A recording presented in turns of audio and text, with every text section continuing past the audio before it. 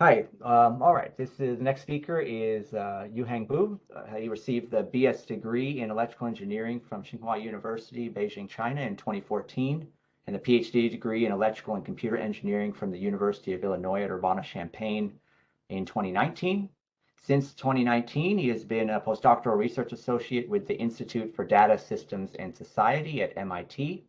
His research interests include machine learning, information theory, and statistical signal processing. So I will relinquish this and let you take the floor now. Yeah, thank you for the kind introduction. Can you guys see my screen? Yeah, we can see the screen. Okay, wonderful. Yeah, so today I'm gonna talk about our recent work on characterization of generalization error for Gibbs algorithm. This is done with my PhD host, postdoc host, Professor Greg Womnell at MIT, and also my wonderful collaborators from UCL. And this work will be presented in NeurIPS this year. So overview is that we're going to first talk about the problem formulation and main result, and then discuss what is the motivation to considering Gibbs algorithm in such a problem. Okay, so let's get to the standard setup for supervised learning.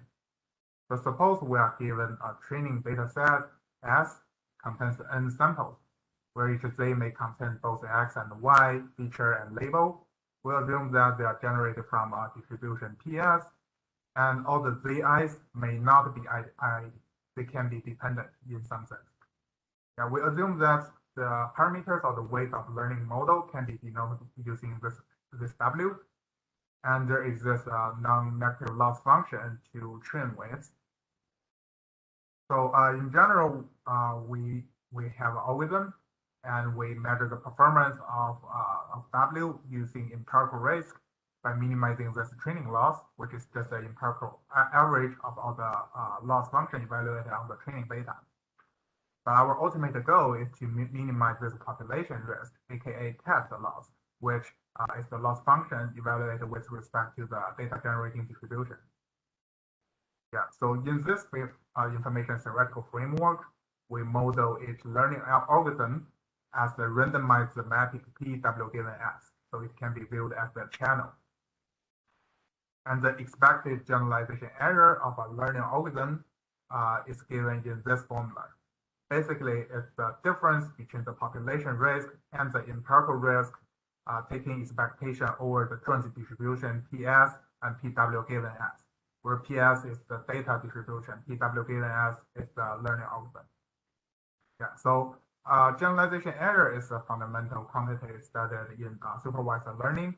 There exists a lot of previous work trying to upper bound generalization error using different techniques. And our work in this paper, we differs from all previous work because we, instead of providing an upper bound, we provide an exact correlation of a specific supervised learning algorithm.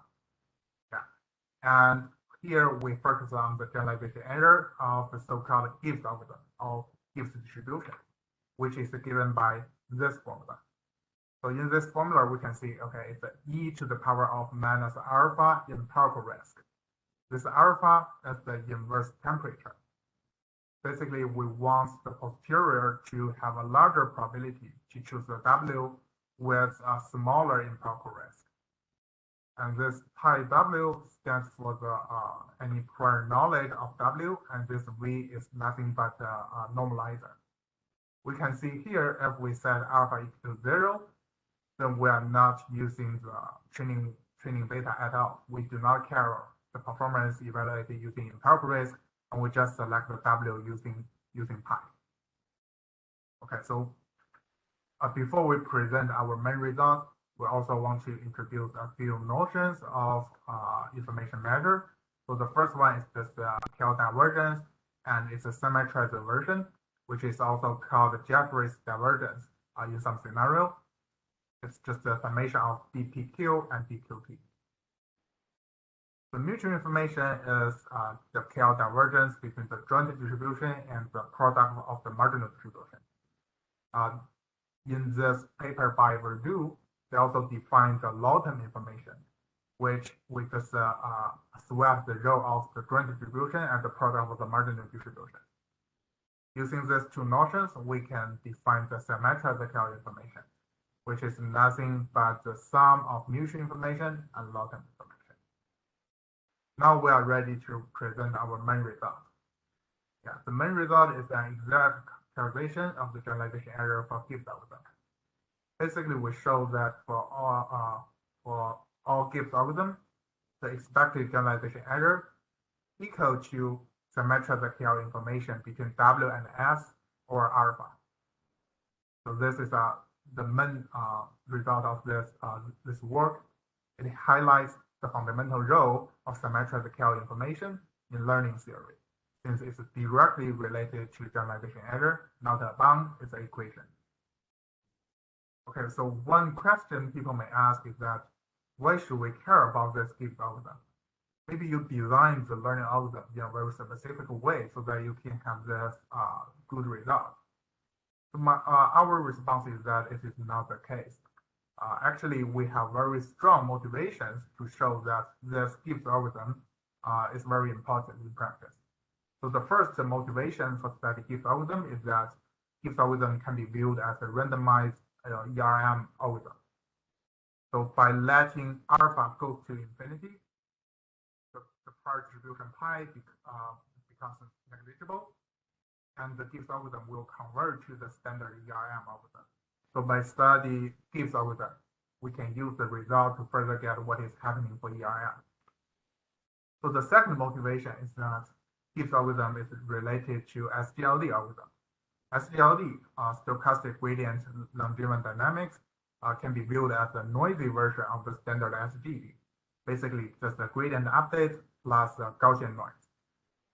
It is shown in some recent work that under enough regularization conditions, the conditional distribution induced by SGLD is close to the Gibbs algorithm in 2 versus 10 distance if, for sufficient large k, for sufficient number of iterations. Yeah, and also in the continuous time long-driven diffusion, the stationary distribution of hypothesis W is also Gibbs distribution. So this is the second motivation. The third motivation is related to the mutual information-based generalization bound. It is shown by Yu and Rogansky in their paper, in their 2017 New Risk paper. They show that if the loss function is sigma sub-Gaussian under Z for all W, then the generalization error can be upper bounded by this quantity, which is related to the mutual information between S and W. Yeah, so here is a definition of sigma sub-Gaussian. Basically means that the tail probability, the tail behavior of the random variable can be controlled. Yeah, so this is the first result connecting generalization error and information quantity. And this result holds for any learning algorithm. So using this result, people may think about, okay, maybe we can design new learning algorithms by minimizing mutual information during the ERM, which gives us the following information rate minimization framework. So if we look at this optimization problem, the first part is actually we're minimizing the empirical rate. And the second part, this KL divergence term, is an upper bound of mutual information. So basically, in this optimization problem, we want to minimize the empirical risk and the upper bound of generalization error simultaneously.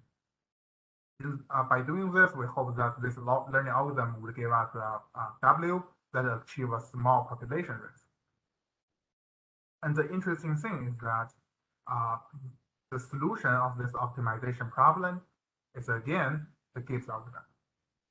Yeah, so using these three motivations, we show that Gibbs algorithm is very useful in practice and has a very strong theoretical justification. Yeah, so next, I'm gonna show some more discussion about the main results. Yeah, so we show that generalization error of the Gibbs algorithm equal to symmetric KL information or alpha.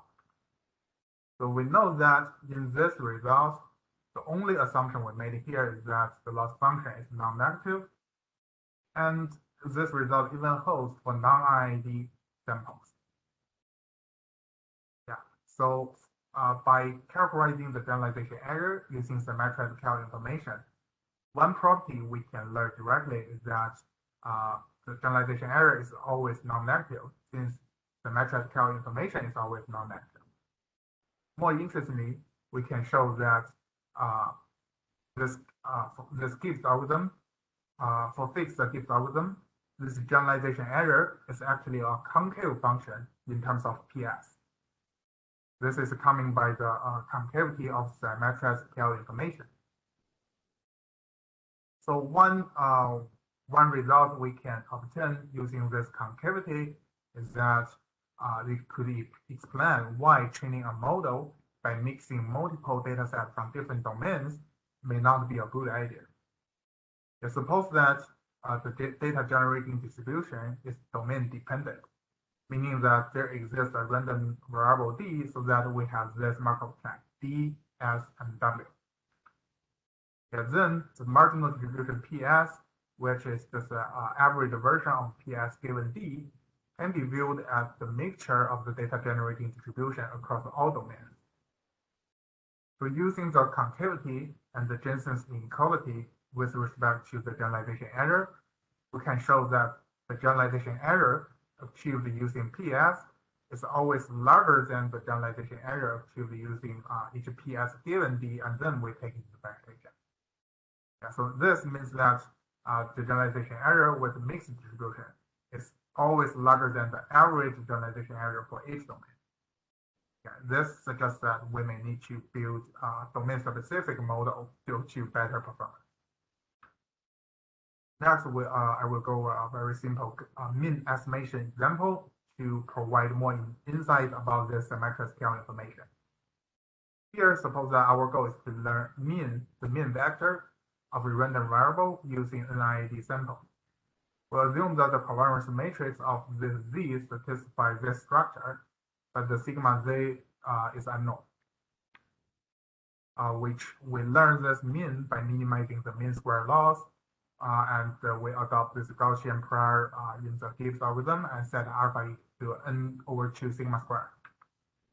Then it can be shown that in this case, the Gibbs algorithm is equivalent to this Gaussian posterior distribution. Since everything here is Gaussian, we can evaluate both mutual information and the long-term information exactly. So as we can see from here, that for this additive Gaussian channel, it is well known that Gaussian input distribution maximizes the mutual information. If we just look at the first line. But the opposite is true for long-term information. When W is Gaussian, it minimizes the long-term information. More interestingly, the summation of these two terms, the symmetric KL information, is independent of the distribution of PZ as long as the second order statistics satisfy this condition. Since we can compute the symmetric KL information, we can compute the generalization error in this case directly. We can see here this has the order of 1 over n. Note that as a comparison, all the previous mutual information based bounds only gives a suboptimal rate with order 1 over square root n as n goes to infinity. Next, I will show how we can get a tighter generalization error bounds using this result. So one question is that why we care about upper bounds when we have an exact characterization. There are two reasons. The first one, we want to see how the generalization error depends on the number of the number of IID samples n. So in the previous result, we can now see how the symmetric KL information scales with n. And the second reason is that this result will be very useful when directly evaluate symmetric KL divergence is hard. So in this theorem, we show that if the loss function is sigma sub Gaussian, and we further assume that there exists a constant CE so that the long-term information over mutual information is larger than this constant, then the generalization error of Gibbs algorithm is upper bounded by 2 sigma square alpha over 1 plus CE times n. So here we have this 1 over n rate. which is different from the general result, which has a 1 over square root. So yeah, so how to choose CE? So first, setting CE is always valid since low-term information and mutual information are always non-negative. And and in some cases, we can also set C equal to 1 as in general, low-term information is larger than mutual information, at least in the previous Gaussian example. So compared to previous results, for example, using the fact that Gibbs algorithm is differentially private, previous results have shown that the generalization error of Gibbs algorithm is can be upper bounded by square root of alpha over n, which is suboptimal. And more refined analysis using Hopkins lemma shows that generalization error can be upper bounded by alpha over 2n. But in our results, by observing that low-term information is in general larger than mutual information, we can further improve the bound by a factor of 1 over 1 plus c. So finally, we're going to talk about the asymptotic behavior of the generalization error of Gibbs algorithm. Yeah, so the question here is that what's going to happen if we let alpha go to infinity? Yeah, so using the bound, the upper bound we obtained here, if we let alpha go to infinity, the bound blows up. We have order of alpha over n. But however, we know that this algorithm will convert to ERM as alpha goes to infinity, which should have finite generalization error. So in this talk, I will just consider a simple single well case. We'll assume that there exists a unique minimizer of the empirical risk. It is shown in previous work back to 1980s that if the Hessian matrix evaluated as this minimizer, if this Hessian matrix is invertible, then the conditional distribution of the Gibbs algorithm will convert to this Gaussian distribution. And so using this Gaussian approximation, we can provide characterization of the generalization error in the large alpha limit. So if we look at this formula, we can see that as alpha goes to infinity, generalization error only depends on the landscape of the empirical risk and does not depend on the prior distribution. And so one application of such a result is to check what is going to happen in the maximum likelihood estimates framework. So suppose we have NID training samples generated from distribution TZ, and we want to feed training data with a distribution family parameterized by W. And suppose that the PZ corresponding to a 2-parameter W star, and we are training the model using log loss. Then we can show that as alpha goes to infinity, Gibbs algorithm will convert to MLE, which is given by this formula. Applying the previous propagation and let n goes to infinity, we can show that the generalization error equal to n over n in this limit, which corresponds to the well-known ACAT information criteria corresponding to AIC. So this here I'm going to conclude my talk. Basically, the main contribution here is an exact characterization of the expected generalization error for Gibbs algorithm using symmetrized KL information. And our method is quite versatile. It can be used to provide tighter expected generalization error bounds, tighter, I'm not showing here, but it's shown in the paper, tighter perturbation bounds used to characterize asymptotic behavior of Gibbs algorithm. Can be also used to characterize regularized Gibbs algorithm. Yeah, so this result motivates further investigation of Gibbs algorithm, including extending our result to our parameterized regime, which could potentially provide more understanding of why deep neural network works. Thanks for your attention. Great, thank you very much for the talk. I don't see any comments or questions in the chat. Wait, let me pop open the Q&A in case there are any.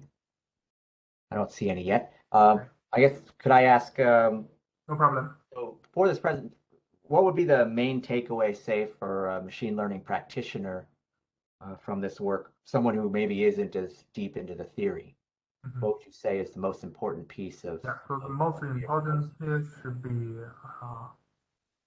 this result, meaning that if we want to minimize the generalization error, we should reduce the mutual information or any kind of dependence between the input training data and the output hypothesis you learn from learning of them. Oh, Yeah. If you can reduce such a dependence, the generalization error will be small. okay, great. And this is a generalization between your training set and your actual Population or task amounts, yeah. Yeah. To Excellent. avoid overfit. All right, that's very nice result. Are there any other questions from the audience here? If not, we'll thank the speaker one more time. Thank you very much for the nice presentation. Thanks for your invitation. We'll get to our final speaker. Let's see. One moment.